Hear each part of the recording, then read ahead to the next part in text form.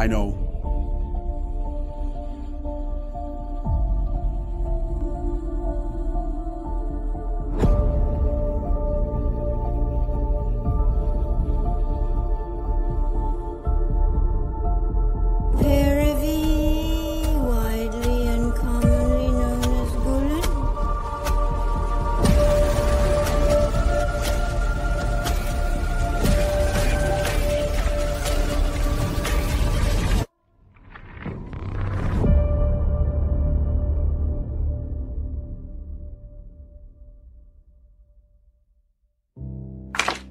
On November 19, 1938, the same scene was present in many homes in Istanbul. Family members dressed in all black were lined up on the couch, not knowing what to do. For 2 weeks, hundreds of thousands of people who hadn't spoken a word, waiting for good news, learned the bitter truth from the second edition of the newspapers on November 10th. And on that day, they began to prepare to bid farewell to Ghazi forever. A few days ago, the coffin of this great man who had passed away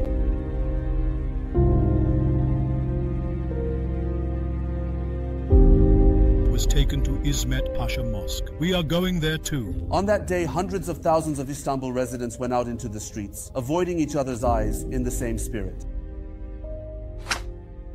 In the narrow streets, it was forbidden for people to stop and enter the main arteries. Only places that would not disrupt the procession were allocated to the public.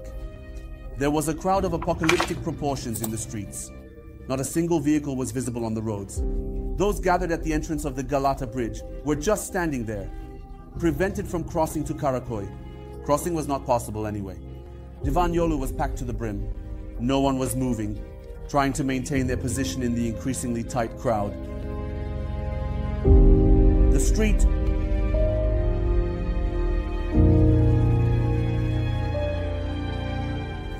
lined up female students were crying. The death of someone who dedicated their life to the existence of their nation had turned the feeling of loss into a collective experience. Perhaps for the first time, such a large crowd had gathered for a single person, and crying had never been shared this much.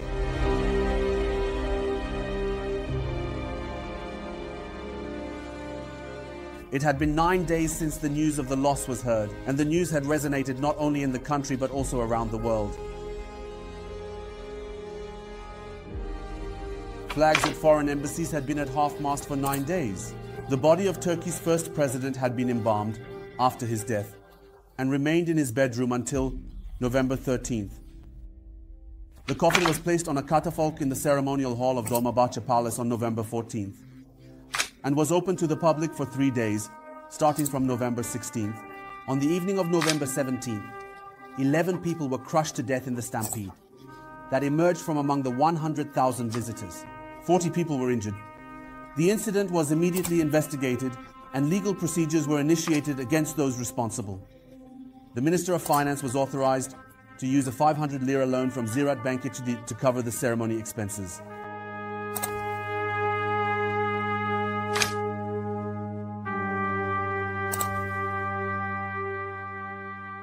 Prime Minister Celal Bayar arrived in Istanbulites on November 18th.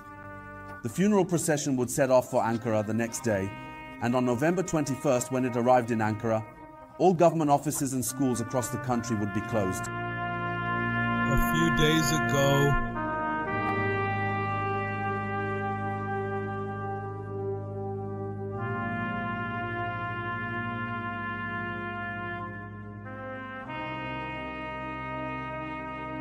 the coffin of this great man was sent off with a ceremony at İsmet Pasha Mosque. We are also going there. On the morning of November 19th at 8:10, following the funeral prayer led by Professor Şerafettin Yatkaya, the coffin was taken from the catafalque and transferred to a gun carriage under the supervision of generals. As the artillery salute was given, the Savarona was looking at the palace across from where it was anchored, at the entrance of the Bosphorus.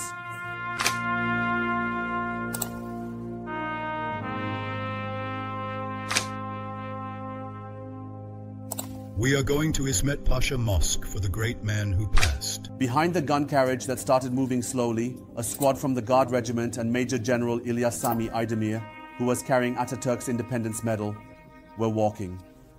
The protocol delegation was followed by the former Afghan king, Amanullah Khan, and civil and military officials. General Fahrettin Altay was appointed as the ceremony commander.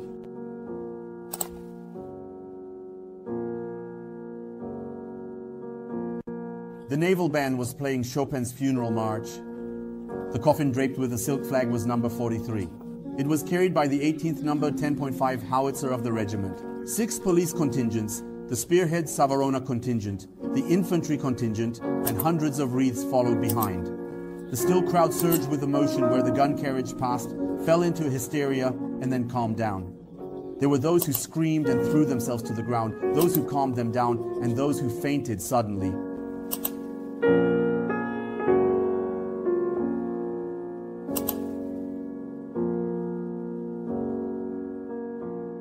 And AK, the cry of a woman with hair beating her chest as if mourning her own child was heard. Oh my child, oh my child.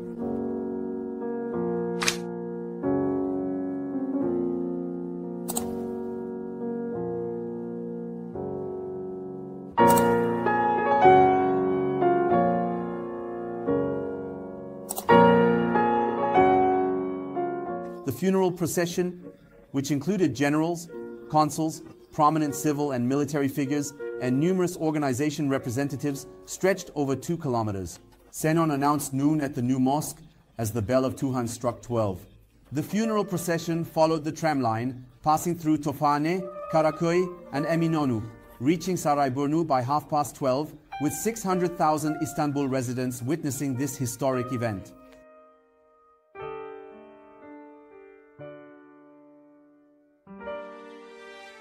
The Zephyr destroyer, which had docked at the pier, was ready for duty. People shuddered again as a French cruiser entering the Bosphorus fired a salute. The engines of the Zephyr destroyer started. The whistle of the Yavuz battleship, which was to take over the duty on the opposite shore, sounded. Flowers were dropped from airplanes.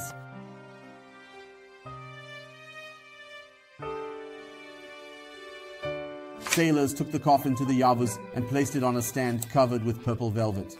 Ships from other countries joined in the 101-gun salute fired by the Yavuz.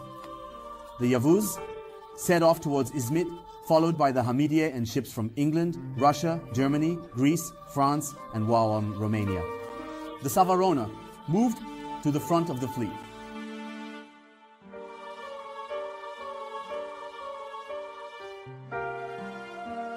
The final journey would continue by train, reaching Ankara the next day. On November 21st, as Nashin was transferred to the Ethnography Museum with an official ceremony, the people of Istanbul gathered in front of the Taksim Monument at 4 p.m. and joined the mourning in the capital with 5 minutes of absolute silence. Representatives and ceremonial detachments from 19 countries participated in the ceremony in Ankara. Among them were generals like Birdwood and Metaxas, whom he had fought against on opposing sides. According to reports from Berlin at the time, the agreement between England and Italy was a success of Mussolini's honest politics. In Germany, they were congratulating their friend Duce and warning France not to pursue a policy against fascism. Atatürk's prediction of a new war would soon come true. To reach the beloved of civilization in Rafah, to reach the beloved of civilization in Rafah, that could prevent reaching the beloved of civilization and prosperity. And I am saying in your presence that it will not be left behind. Look, I am half. The Hatay issue, which he called his personal matter for 3 years, was like a testament he left behind. After the armistice of Mudros, the French occupied the Sanjak of Iskenderun, and Hatay was left outside the borders in the Treaty of Lausanne. In 1937, the League of Nations convened in Geneva and accepted the independence of Hatay, and Atatürk witnessed the establishment of the independent Republic of Hatay. While Hatay decided to join Turkey with the referendum on June 29, 1939, even though he did not live to see it, it was as if he was still managing the process.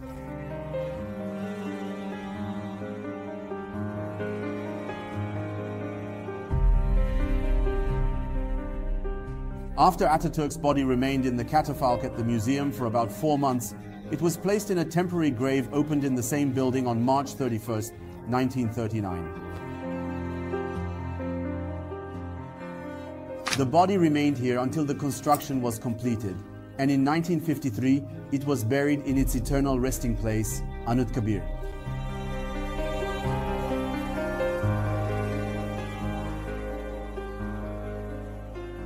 His sister Makbule Atadan also accompanied the procedures at the grave floor.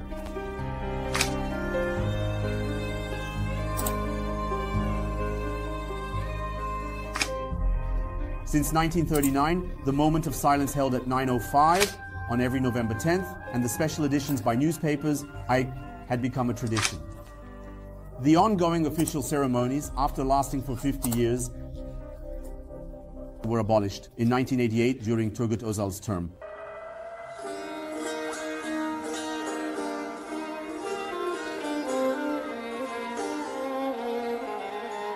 Even though there was no obligation, a large segment of society continued to observe a moment of silence at the same time.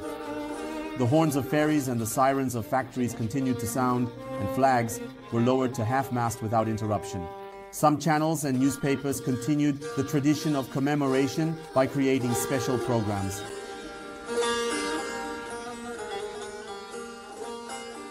In our opinion, the first most important condition for the development of international politics is that nations sincerely unite in the idea of at least preserving peace and come together genuinely. We also see the foundation of economic expansion. However, we believe that the path lies in finding a way for all nations to work together with a mindset that acknowledges every nation's right to live in prosperity and progress.